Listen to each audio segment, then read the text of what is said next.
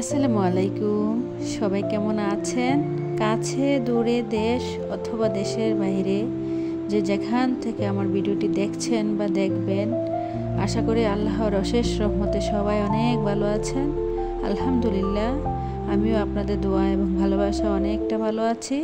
এই তো প্রতিদিনের মতো আরও একটি নতুন ব্লগ ভিডিও নিয়ে এসেছে আপনাদের মাঝে। আশা করি ভিডিওটি আপনাদের খুব ভালো লাগবে। আর যদি ভিডিওটি খুব ভালো লেগে যায়, প্লিজ একটি লাইক দিয়ে দেবেন। আপনাদের একটি লাইকই পারে আমার ভিডিওটি অনেকের কাছে পৌঁছে দিতে। আর যদি খুব ভালো লেগে যায় তাহলে পাশেই থেকে যেতে পারেন। আমার চ্যানেলের পাশে থাকা বেল বাটনটি প্রেস করে দিবেন, যাতে করে আমি কোনো নতুন ভিডিও ছাড়ার সাথে সাথে আপনার কাছে নোটিফিকেশন চলে যায়। ইউটিউবে যেহেতু নতুন কাজ করতে এসেছি, তাহলে আপনাদের সাপোর্ট এবং ভালোবাসা আমার খুবই দরকার। আপনাদের কাছে একান্ত অনুরোধ রইল আমার, প্লিজ চ্যানেলটি সাবস্ক্রাইব করে দিবেন। আপনাদেরকে ছাড়া তো আর আমি সামনে এগিয়ে যেতে পারবো না। এদিক দিয়ে আপনাদের সাথে কথা বলতে বলতে অনেক কাজ করে নিলাম। এখন চলে এসেছি কিচেনে সকালে নাস্তা তৈরি করার জন্য। আজকে সকালে ফুলকো পরোটা তৈরি করব। তার জন্য এই তো প্রথমে আমি গোল করে রুটিটা বেলে দিয়েছি, আর এদিকে একটু মাঝখানে তেল দিয়ে দিয়েছিলাম এবং 4 ভাঁজ করে দিয়েছি। আর এদিক দিয়ে চাটাও বসিয়ে দিয়েছি। চাটা হয়ে গেলে রুটিগুলো আমি একে একে ভেজে নেব। এই তো পরোটাগুলো ভাজা হয়ে গিয়েছে। এরই মাঝে আমার ছেলেরা নাস্তা খেয়ে চলে গিয়েছে, একজন মাদ্রাসা আর একজন প্রাইভেটে। এখন যেহেতু বাসায় আমি আর আমার ছোট্ট মেয়ে, তার জন্য ভাবলাম যে নাস্তাটা করে নিই একাই। মেয়েকে পরে খাইয়ে দেব, আগে আমি খেয়ে নিচ্ছি। আর কি যে বলবো জানেন, এই পরোটাগুলো যখন আমি খেতে গিয়েছিলাম, মানে আমার কাছে এতটা কেন যে আজকের পরোটাটা মানে এতটা মজা লেগেছে জানি না। অনেকটা নরম হয়েছিল, সাথে আমি তেল দিয়েছিলাম, একটু গরম পানি দিয়ে আটা ডুটো করেছিলাম হয়তো তার জন্য। এদিক দিয়ে চলে এসেছি একটু ফ্রিজের উপরটা, দেখলাম যে আমার ছেলে মার্কার দিয়ে এঁকে দিয়েছে। এই ফ্রিজটার একটু গল্প বলবো আপনাদের সাথে। এই ফ্রিজটা আমার বিয়ের সময় আমার বাবা আমাকে গিফট দিয়েছিল আর কি।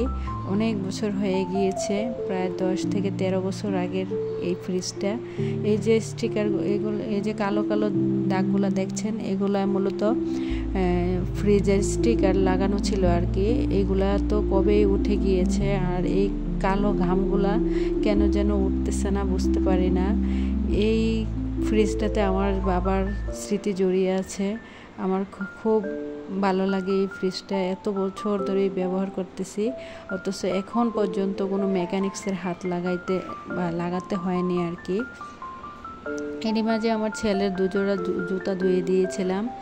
আর আজকে দেখলাম বাহিরে অনেক রৌদ্র উঠেছে, অনেক দিন পরে যেহেতু রোদ পেয়েছি, তাই বেডশিটগুলা পাল্টে দিয়েছিলাম। দেখতেই পেয়েছিলেন কিনা জানি না, বিছানা যখন করতেছিলাম। এই যে এই দুটোটা বিছানার চাদর আমি অফ ক্যামেরা ভিজিয়ে ধুয়ে কেচে নিয়েছিলাম। এখন চলে এসেছি ছাদে। অনেক দিন পরে মূলত ছাদে আসা। আমরা যেই বাসা থাকি, এই বাসাটা 5 তলা। আমি যেহেতু নিচতলা থাকি, এজন্য আর কি আমার ছাদে অতটা ওঠা হয় না। বারান্দা বা জানালাতেই কাপড় শুকায়। আজকে যেহেতু বেশি বড় ধরনের কাপড় ধুয়ে দিয়েছিলাম, তাই ভাবলাম যে একটু ছাদে মেলে দিয়ে আসি, তাড়াতাড়ি শুকিয়ে যাবে। এদিক দিয়ে দেখেন আমার ছোট্ট মেয়ে অনেক দিন পর ছাদে এসে কি দৌড়াদৌড়ি করতেছে, ওর কাছে যে এতটা ভালো লাগতেছে।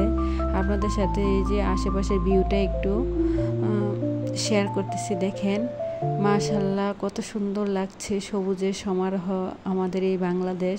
আর এই যে পানিগুলো দেখতেছেন, এগুলো হচ্ছে বন্যার পানি। এখনও পুরোপুরি বন্যার পানি শুকায়নি। আমাদের বাসার পাশে এখনও অনেক জায়গায় পানি এখনও আছে।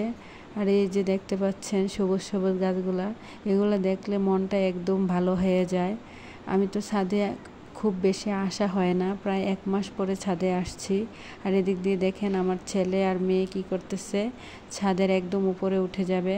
তখন আমি বললাম যে না, নেমে যাও। যখন আমার মেয়েকে ওখান থেকে নামিয়ে আনা হলো, দেখেন কিভাবে নাচতেছে, দেখেন কিভাবে নাচছে।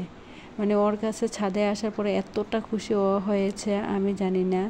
যখন আমি বলছিলাম যে আম্মু চলো বাসায় যাব, ও কোনোভাবেই ছাদ থেকে আসবে না। অনেক জোর করে ওকে নিয়ে আসতে হয়েছে। আর এদিক দিয়ে দেখেন আমি ভাবলাম যেহেতু রান্নার একটু সময় আছে, যাই হোক রান্নাটা একটু পরে করব, তাই ভাবলাম একটু একটা কাপড় কেটে নিই। আমার নিজেরই একটা পায়জামা কেটে নিলাম। আর এরই ফাঁকে তো অফ ক্যামেরা যে আরও কতগুলা কাজ করে নিয়েছি। মাছ ভিজিয়ে নিয়েছিলাম, এদিকে শাক কেটে নিয়েছি, টমেটো পেঁয়াজ কুচি করে নিয়েছি। আজকে পাবদা মাছ দিয়ে পেঁয়াজ দিয়ে রান্না করব, আর একটু কলমি শাক ভাজা করব। পেঁয়াজটা আমি যখনই পাবদা মাছ দিয়ে রান্না করি না কেন, আজকে বলে আমি পেঁয়াজটা কেটে নিয়েছিলাম, কিন্তু পেঁয়াজ কেটে নিয়েছি তাতে কিছু হয়নি, আমি তাতে ব্লেন্ডারে দিয়ে দেব। আমি বেশিরভাগই ব্লেন্ড করে পাবদা মাছটা বা বড় ধরনের কোনো মাছ নিয়ে আসলে বাসায় এভাবে রান্না করি। যখনই আমি রান্না করতে গেলাম তখন বড় মহা বিপদে পড়ে গেলাম। যখন রান্না করতে গিয়েছি শুধু মাছগুলো যখন দিয়ে দিয়েছি চুলাতে, ঠিক এমন সময় আমার গ্যাস শেষ হয়ে গিয়েছে। আমরা যেহেতু লাইন গ্যাস না, বোতল গ্যাসে রান্না করতে হয়, এই আর কি।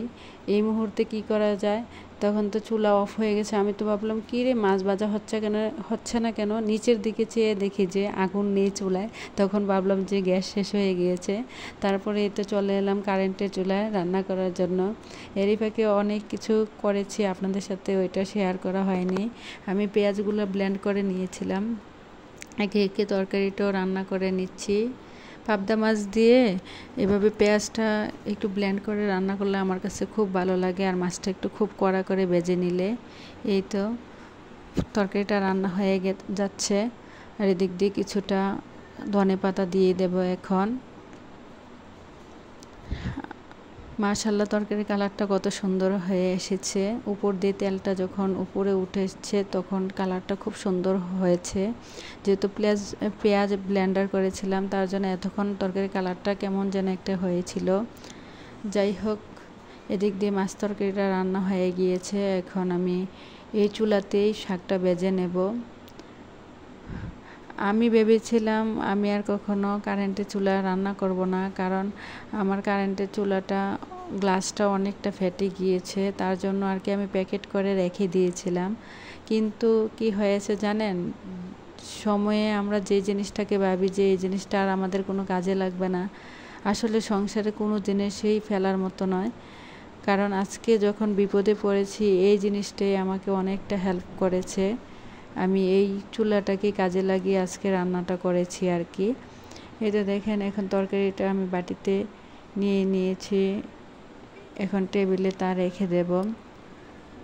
তারপর এরই মাঝে গোসল নামাজ সব কিছু শেষ করে নেব, তারপরে দুপুরে খাওয়া দাওয়া।